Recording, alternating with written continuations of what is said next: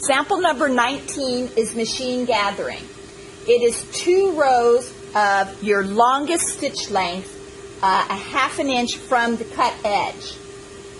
Machine gathering is used for creating ruffles. It is used for ease. It is used on sleeve caps. The way it is completed is by using your longest stitch length, which is a 5 on this machine. You would start at a ½ inch in from the cut edge, and you do not backstitch at the beginning. You go the entire length, and when you get to the other end, then you backstitch.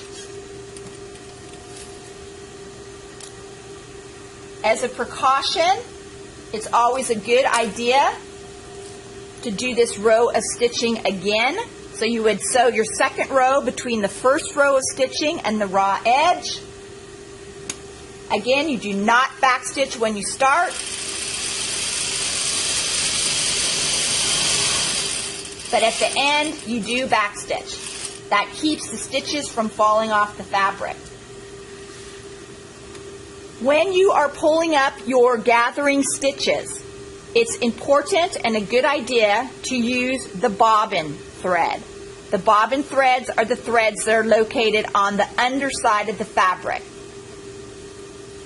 When you are pulling up your gathering threads, you want to hold both of the threads, and then it's like opening a curtain. I'm not pulling the thread, I'm just pushing the fabric along the threads.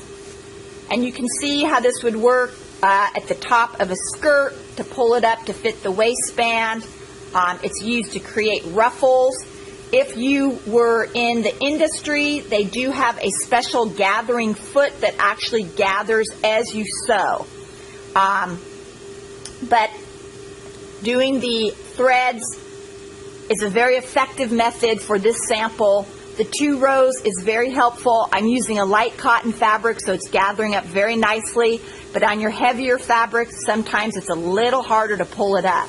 And again, I'm not pulling the thread. I'm pushing the fabric along it like I'm opening a curtain.